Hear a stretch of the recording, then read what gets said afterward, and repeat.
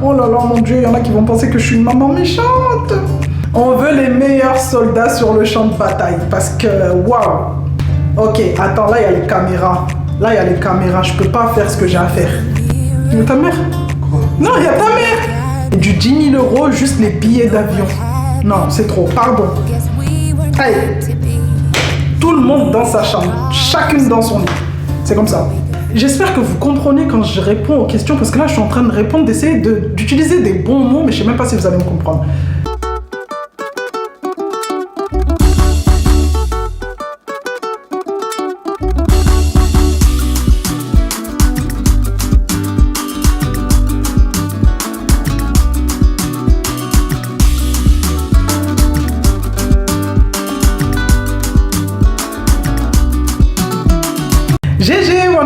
J'espère que vous allez bien, j'espère que tout le monde va bien.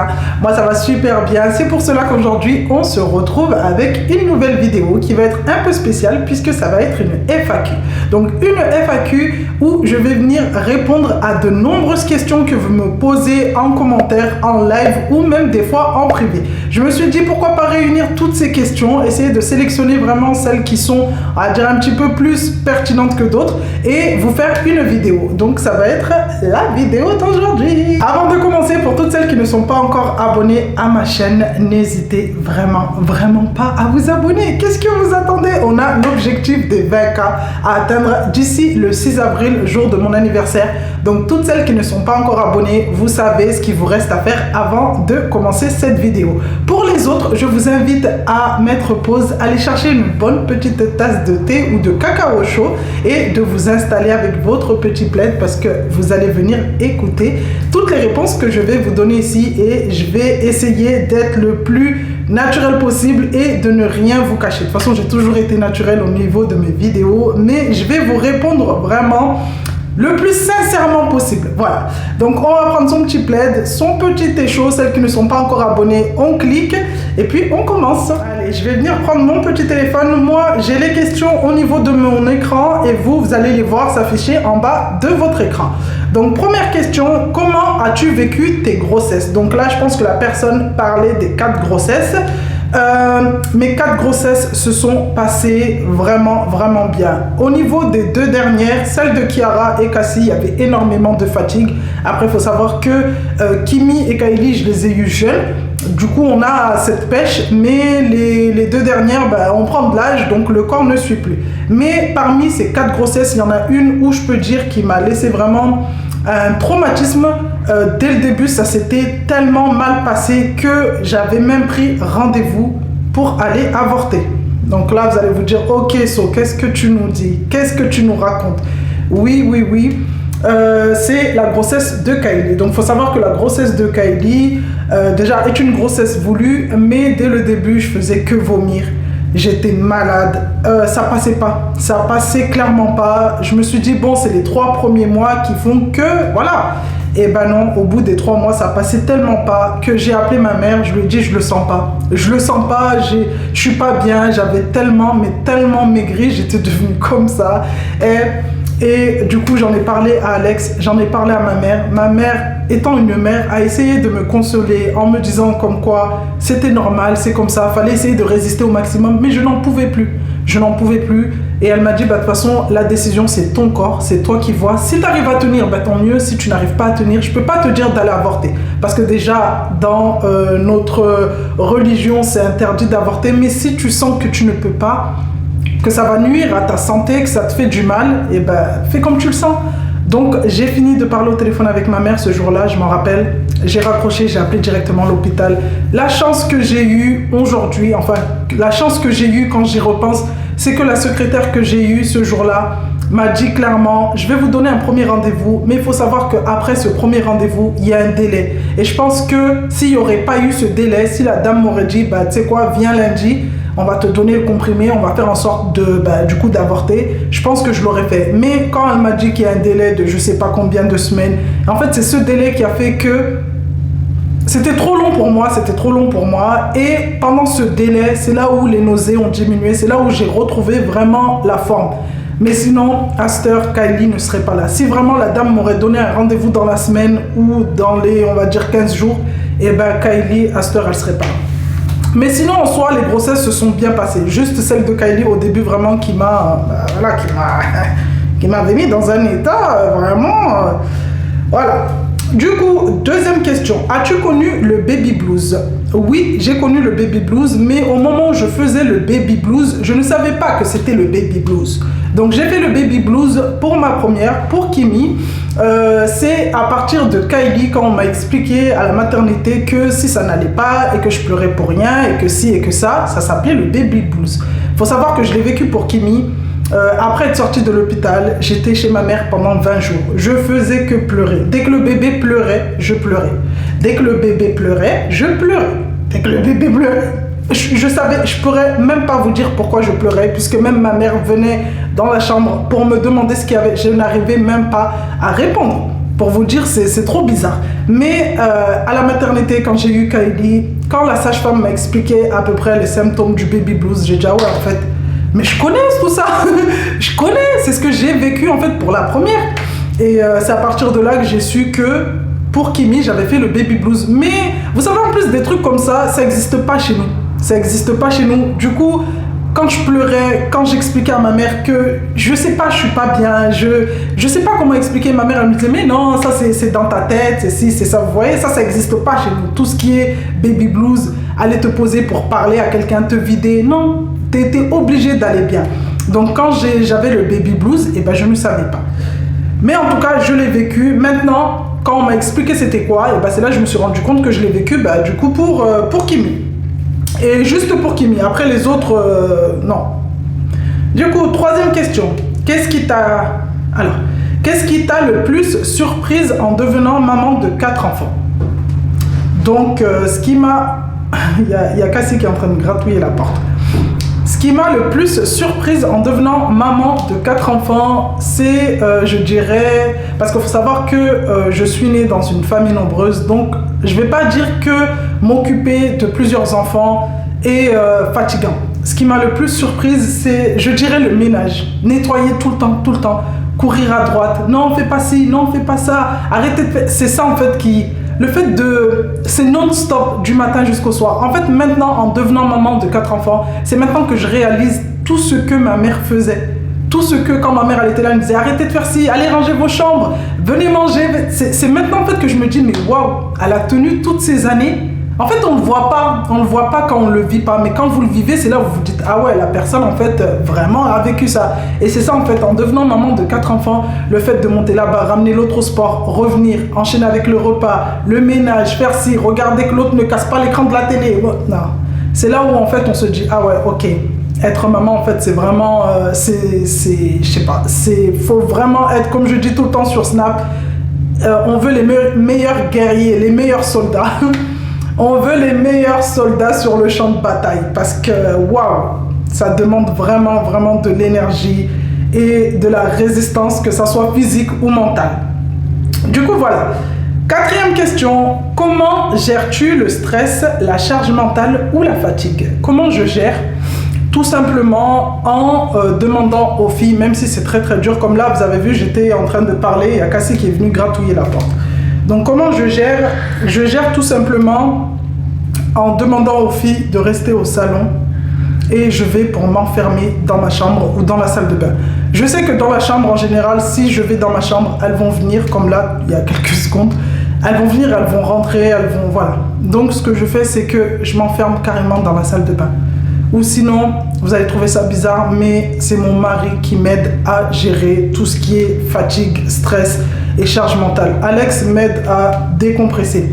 Je sais pas si vous comprenez ce que je veux dire, mais dans la vie, des fois, vous avez des personnes en fait qui vous rajoutent plus de stress, plus de charge mentale. Et ben moi, mon mari en fait m'aide à souffler, en fait à vider tout cela. J'ai pas les mots exacts, mais vraiment, cet homme m'aide à tout relâcher. S'il ne serait pas là, je pense que depuis longtemps, j'aurais ouvert ma tête et enlevé mon cerveau. J'aurais enlevé mon cerveau de ma boîte crânienne. Du coup, voilà. En tout cas, c'est comme ça que je gère mon stress, la charge mentale. Je m'enferme. Je m'enferme, tout simplement. 5e question. Alors, comment tu Comment trouves-tu l'énergie avec 4 enfants? Est-ce que c'était la même organisation avec les autres? Donc non, ça je crois que je l'ai déjà répondu en plus en live, on m'avait déjà posé la question. Est-ce que c'était la même organisation avec les autres? C'était pas la même organisation comme je l'ai déjà, je crois, oui, c'était en live que j'avais déjà répondu à cette question. C'est pas la même organisation parce que quand on a un enfant, je veux dire, quand vous avez envie de sortir, c'est ouais, on veut sortir, on prend le sac, on met les couches, ça, et on sort. En 10 minutes, c'est réglé. Alors qu'avec 4 enfants, vous êtes obligé de vérifier que la grande s'est bien habillée puisque madame croit que c'est l'été toute l'année. Obligé de regarder la deuxième si elle aussi elle a pris tout ce qu'il fallait prendre dans le sac. La troisième, comme elle aime bien s'habiller en princesse tout le temps, bien vérifier déjà qu'elle n'est pas oubliée de mettre une culotte, bien vérifier qu'elle n'a pas mis. Je veux dire, il faut tout le temps vérifier. Alors que quand c'est un seul, vous êtes focus sur un seul. Vous voyez ce que je veux dire? Donc je dirais que l'organisation en soi n'a pas énormément changé, mais il y a plus de... Vous devez plus vous concentrer et essayer de gérer les enfants un par un. Alors que quand il n'y avait que Kimi, non, c'était... Tu veux sortir? Ouais, allez, on prépare le bébé, on y va. Et puis voilà. Vous voyez ce que je veux dire? Donc c'est ça. Et dans la question, il y avait comment trouves-tu l'énergie avec 4 enfants? L'énergie, on l'a. On l'a toujours, même en étant fatigué. On l'a. C'est juste que c'est en étant fatigué en fait que vous vous dites ok, le corps a réussi à gérer tout ça. Mais en tout cas, l'énergie, on l'a. Moi, perso, je l'ai. Je sais pas pour vous, mais moi, l'énergie, je l'ai. Je l'ai. Des fois, je suis fatigué. Je suis fatigué au point où je me dis, ah, mais tu vas tomber dans les pommes. Mais toujours, le corps, en fait, se surpasse. C'est comme le sport. Quand vous courez, vous êtes là, vous courez, vous vous dites, ok, je vais pas tenir. Mais si vous vous surpassez, eh ben, le corps arrive à tenir le coup. Du coup, voilà. 6e question. Comment gères-tu les crises de tes enfants? Hey! Comment je gère les crises des enfants? Comment je gère les crises de mes enfants? Comment répondre à cette question et ne pas paraître la maman méchante caraba? Comment je gère les crises de mes enfants? Ça me fait rire. Non, comment je gère les crises de mes enfants? Tout simplement en enfermant tout le monde dans sa chambre. Allez, tout le monde dans sa chambre, chacune dans son lit. C'est comme ça. Il n'y a que comme ça que j'arrive à gérer les crises de mes enfants. Après, en général, mes filles ne font pas des gros caprices. Hein. Il n'y a que Kiara, des fois, qui a déjà testé 1 ou 2 fois au magasin de me faire un caprice. Maman, je veux ci, on lui dit non, elle se jette par terre. Je dis ok, attends, là, il y a les caméras. Je ne peux pas faire ce que j'ai à faire. Dès qu'on monte dans la voiture, là, je ne le cache même pas. Dès qu'on monte dans la voiture, c'est fini pour elle. Elle le sait déjà. Elle le sait déjà parce que quand on est comme ça au magasin et qu'elle me fait un caprice, je lui dis attends, dans le caddie là, vous savez ce que je fais, c'est que je me baisse clairement pour qu'elle entende le son de ma voix sans que j'ai à parler fort. Je lui dis attends qu'on arrive dans la voiture. Ça, je pense que toutes les mamans, elles vont être d'accord avec moi. Attends qu'on arrive dans la voiture. Tu vas voir. Voilà. Et elle sait que dès qu'on arrive dans la voiture, elle va ramasser. Dès qu'on rentre à la maison, là, c'est fini. Du coup, voilà. Mais sinon, si elles font des crises à la maison à se chamailler, l'autre il m'a pris ça, l'autre il m'a pris ça, c'est chacune dans sa chambre, je ne cherche pas à savoir, je ne cherche pas à régler le conflit. Parce que chercher à régler le conflit, c'est dire oui à une et non à l'autre. Et ça, ça dégénère tout le temps. Du coup, ce que je fais, c'est que je ne veux pas savoir qui a commencé, qui a fini. C'est chacune dans sa chambre, vous restez là-bas jusqu'à ce que je vous autorise à redescendre au salon. 7e, oh là là, mon Dieu, il y en a qui vont penser que je suis une maman méchante. 7e question, le moment le plus chaotique de la journée chez toi. Le moment le plus chaotique, c'est après les avoir récupérés à 4h30. Kimi, depuis qu'elle est au collège, en général, elle rentre aux alentours. Maxi, 17h30, elle est à la maison. Donc oui, c'est ça. À 4h30, dès que j'ai récupéré les deux, Kiara et Kylie, et dès que Kimi rentre à 17h30, là c'est vraiment le rush du McDo. C'est ça le rush du McDo. Le rush du McDo à partir de 17h30, 18h, c'est chez moi ici. Vraiment. C'est là où vraiment j'ai qu'une envie, c'est que mon mari rentre du boulot. Là, je fais que appeler Alex tous les 5 minutes. T'es où?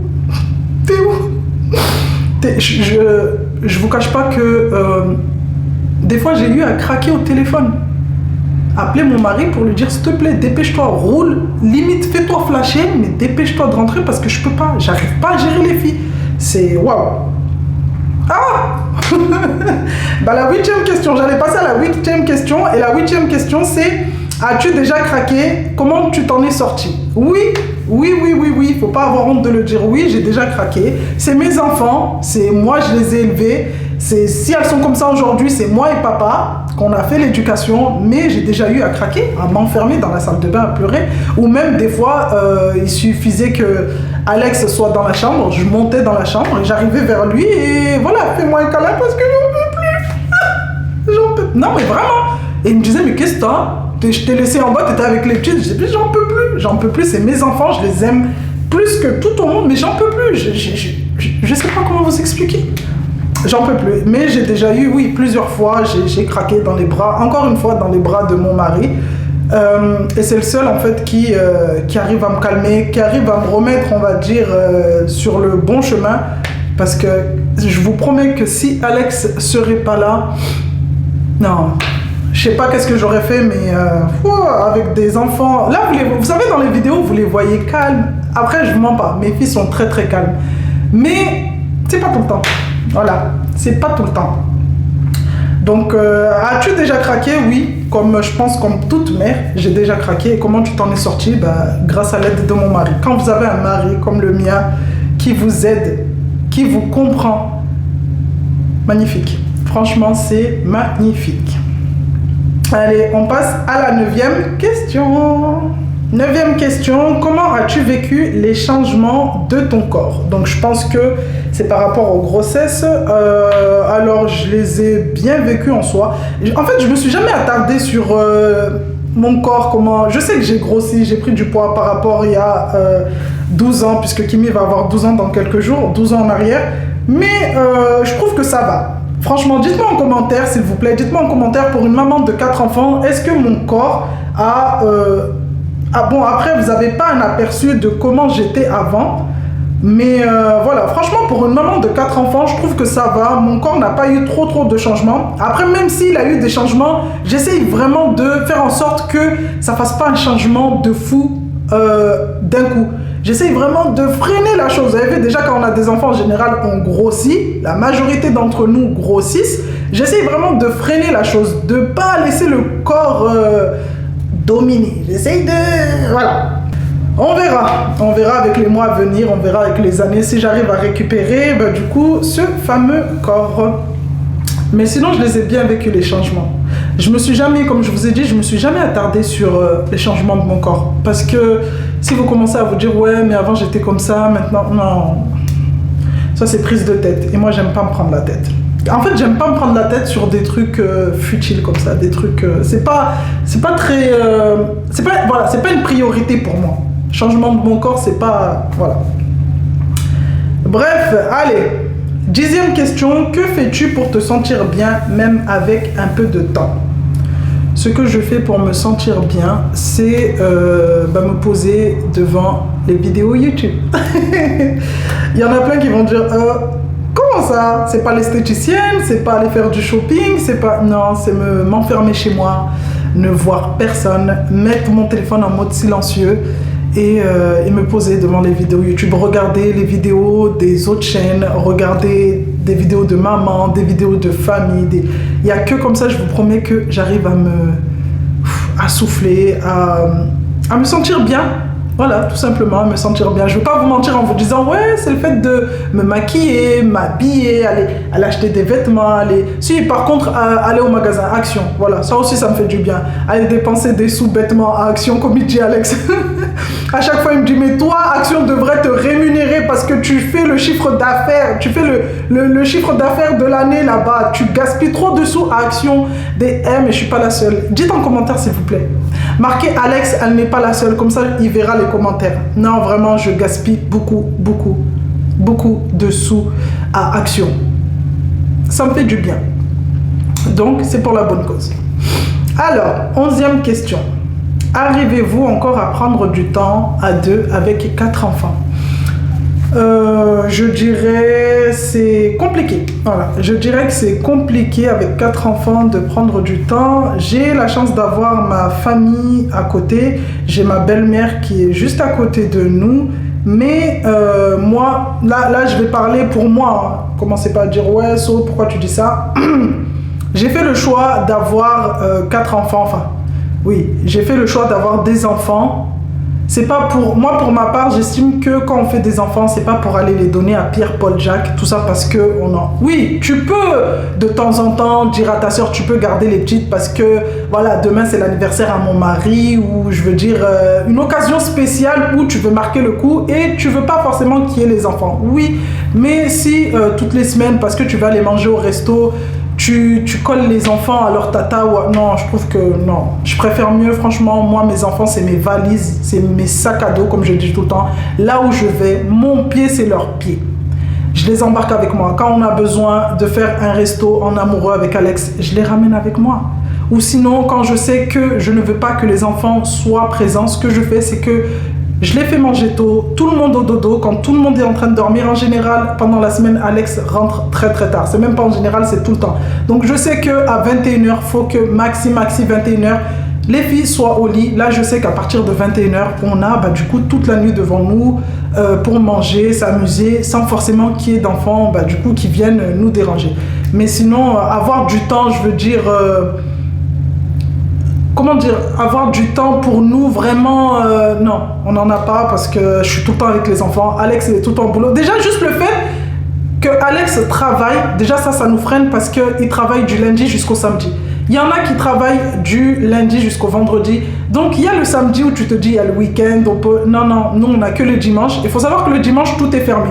Donc, qu'est-ce que vous voulez faire un dimanche à part aller vous promener dans les bois ou... vous avez vu? Donc, c'est très, très compliqué. Mais... j'essaye toujours de faire en sorte... il y a toujours une solution, voilà.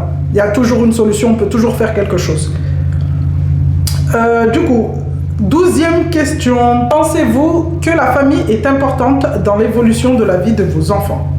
Alors, je dirais oui, quand vous avez une famille qui tire vos enfants vers le haut. Parce que vous avez certaines familles, justement, qui vont faire en sorte que vos enfants grandissent dans la joie et la bonne humeur.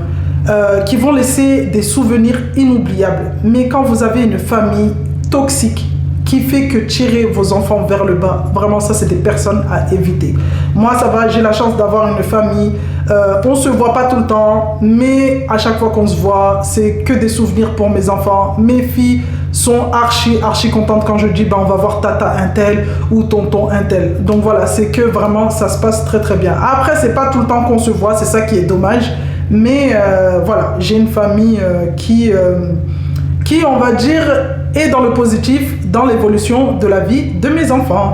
13e question, avez-vous changé votre façon d'éduquer avec le temps? Je dirais moi, ma façon de voir l'éducation, j'ai lâché plus de mots. Je vais vous expliquer pourquoi. Comme vous le savez, on est en couple mixte avec Alex, on est un couple mixte. Et la façon dont Alex a été élevé et la façon dont moi j'ai été élevé, c'était vraiment, c'est vraiment pas pareil. Donc le choc des deux, le choc des deux fait qu'au début c'était très très compliqué.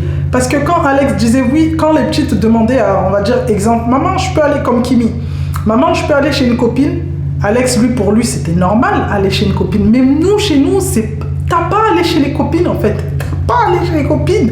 Du coup en fait, il y avait le papa qui disait oui, elle a le droit d'aller chez les copines.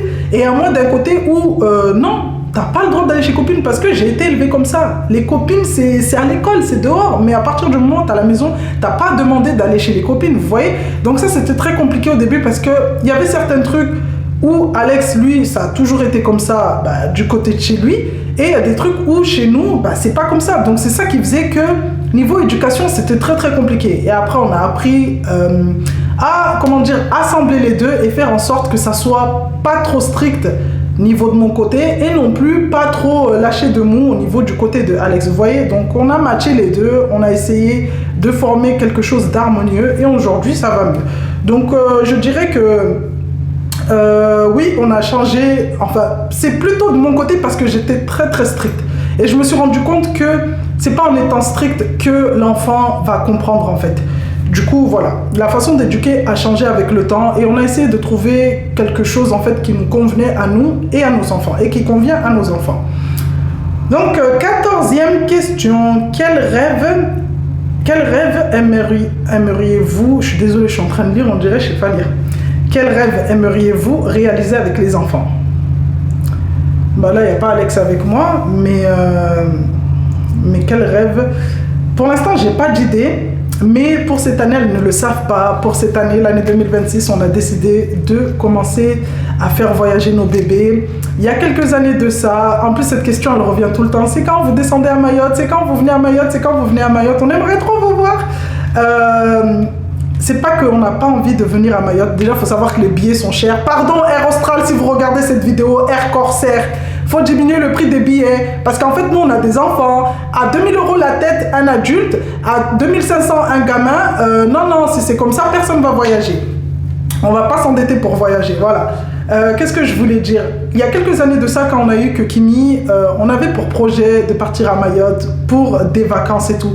Mais ce qui s'est passé, c'est qu'après, j'ai eu Kylie, après j'ai eu Kiara et maintenant j'ai Cassie. Il faut savoir que les billets d'avion pour partir, ils sont tellement, mais tellement chers.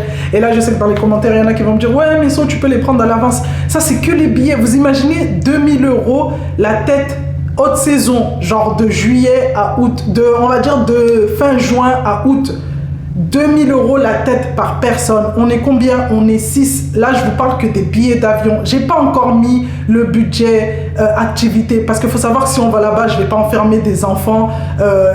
Voilà, à la maison, il faut bien qu'on fasse des trucs, qu'on visite l'île, ça c'est juste. Faut compter les activités, faut compter la nourriture, tout ce qu'on va manger pendant ces 1 mois ou ces 2 mois. Faut compter les souvenirs qu'on va s'acheter. Vous voyez, quand je me dis 2000 € juste le billet, oh mon Dieu, ça fait du...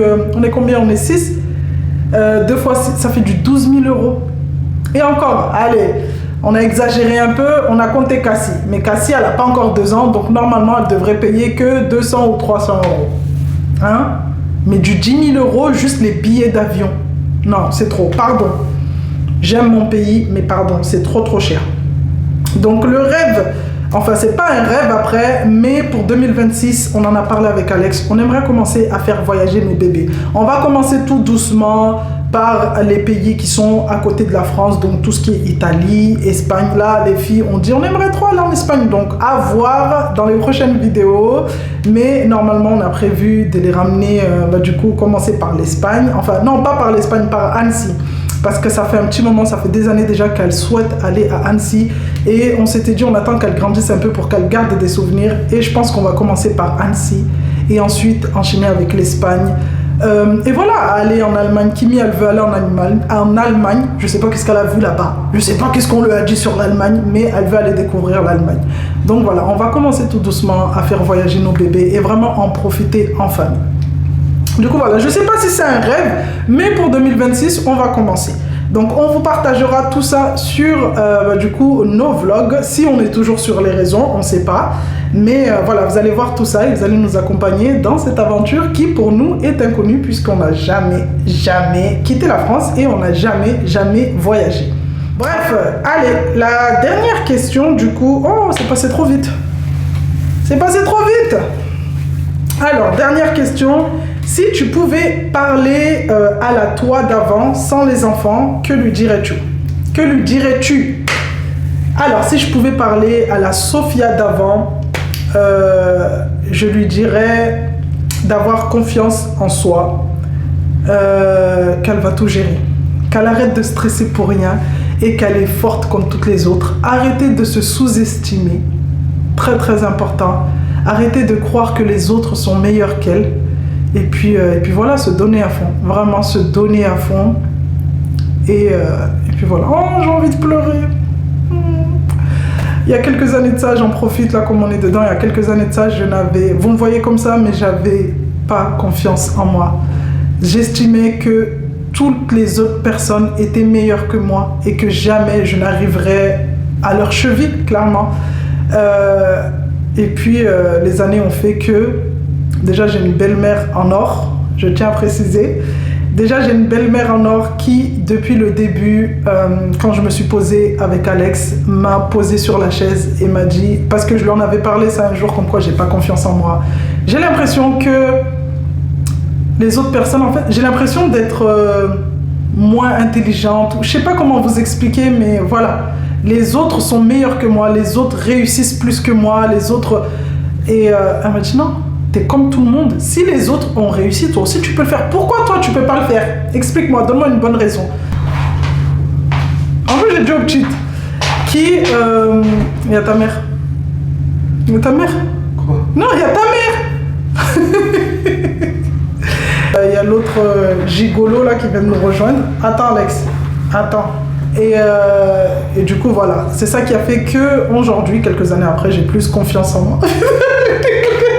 Pourquoi tu me regardes? Allez, ça y est, il est arrivé, il va tuer la vidéo. C'est pour ça que quelques années après, j'ai plus confiance en moi. Donc aujourd'hui, je suis contente de dire que...